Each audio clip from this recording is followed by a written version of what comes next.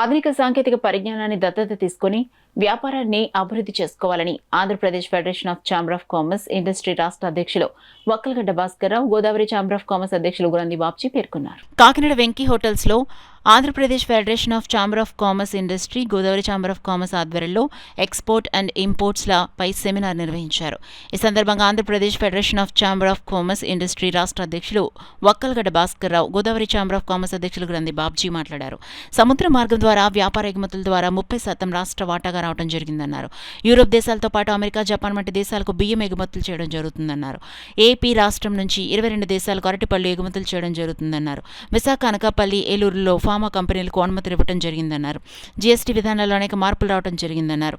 రాష్ట్రంలో కొత్త పరిశ్రమలు ఏర్పాటు చేయడం జరుగుతుందని, దానికి అనుకూలంగా వ్యాపార అభివృద్ధి చేసుకోవాలని సూచించారు. యువత వ్యాపార రంగంలో రాణించి ఉన్నత శిఖరాలను అధిరోహించాలన్నారు. తమకు నచ్చిన రంగాల్లో శిక్షణ తీసుకున్నట్లయితే బ్యాంకులో రుణాలు మంజూరు చేయడం జరుగుతుందన్నారు. చిన్న, మధ్యతర, భారీ వ్యాపారాలకు చేసుకునే అవకాశం ఉంటుందన్నారు. రాష్ట్ర ఉపాధ్యక్షులు రామకృష్ణ, కాకినాడ జిల్లా చైర్మన్ డేగల రమేష్ మాట్లాడారు. ఈ సమావేశంలో Godavari chamber of commerce secretary Kashi తదితరులు పాల్గొన్నారు. దీని యొక్క అర్థం ఏంటని, మనం రెగ్యులర్గా చేసేటువంటి వ్యాపారాలతో పాటు ఎక్స్టెండ్ అవ్వాలి, పెరగాలి అంటే, ఎదగాలి అంటే, పైకి వెళ్ళాలి అంటే, సంపాదించాలి అంటే ఇవాళ వరల్డ్ అంతా కూడా గ్లోబలైజేషన్ అయింది. ప్రపంచం అంతా ఏకీకృతమైంది. ఒక వ్యక్తి ఇంట్లో కూర్చొని ఎక్కడి నుంచైనా ఏ దేశంలో అయినా ఒక వస్తువు కొని మరొక దేశంలో అమ్మేటువంటి అవకాశాలు ఉన్నాయి. ఇటువంటి పరిస్థితుల్లో మా తాతగారి ఈ బిజినెస్ని మా నాన్నగారికి ఇచ్చారండి, మా నాన్నగారు నాకు ఇచ్చారండి, నేను దీన్ని ఇక్కడే కూర్చొని చేస్తున్నానంటే జరిగేటువంటి పరిస్థితి కాదు. టెక్నాలజీ ఎప్పటికప్పుడు మారుతుంది. దాన్ని అప్గ్రేడ్ చేసుకొని మనం అడాప్ట్ చేసుకోవాలి. దాన్ని ఆ టెక్నాలజీని, పెరిగిన టెక్నాలజీని మనం దత్తత తీసుకోవాలి. ఒక పిల్లోని ఎట్లా దత్తత తీసుకుంటాం అట్లా అడాప్ట్ చేసుకొని ఆ టెక్నాలజీని ఉపయోగించుకొని ముందుకు వెళ్ళాలి. గడిచినటువంటి 5-7 సంవత్సరాల్లో పర్టికులర్గా ఇండియాలో, ఆంధ్రప్రదేశ్లో చాలా ర్యాపిడ్ చేంజెస్ వచ్చినాయి. సో అందువల్ల ఇప్పుడు మనం ఇంకా రాబోయేటువంటి పీరియడ్లో ఆర్టిఫిషియల్ ఇంటెలిజెన్స్ అని వస్తుంది.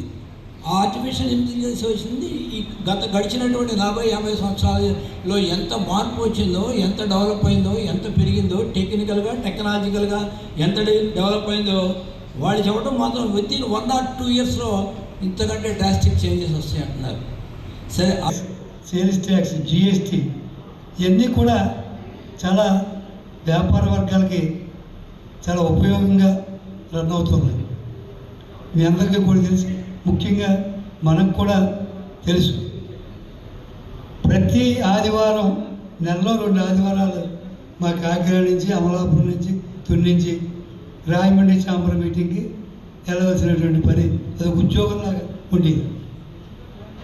బహుశా అప్పుడు మా ట్రేడ్కి అయితే 100కి 95% సమస్యలే లేవు.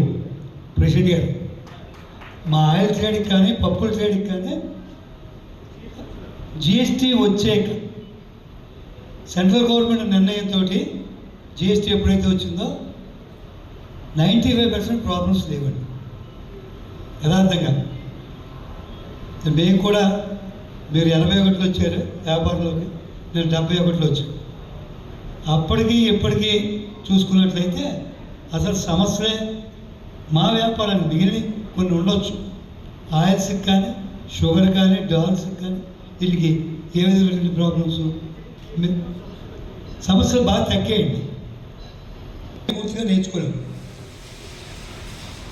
అలాంటి పరిస్థితులు ఉన్నాయి. ఇంకా ఖచ్చితంగా మనం యూత్ని ఎంకరేజ్ చేసి ఈ పదవుల్లో కూడా మనందరం వెనకాల ఉందాం, సలహాలు సహకారాలు అందించవచ్చు. యూత్ని తీసుకెళ్ళండి. మీ అసోసియేషన్ కాదు, మా అసోసియేషన్ కాదు, అన్ని అసోసియేషన్లు కూడా యూత్ని ఎంకరేజ్ చేసినట్లయితే బాగుంటుంది అనేటువంటిది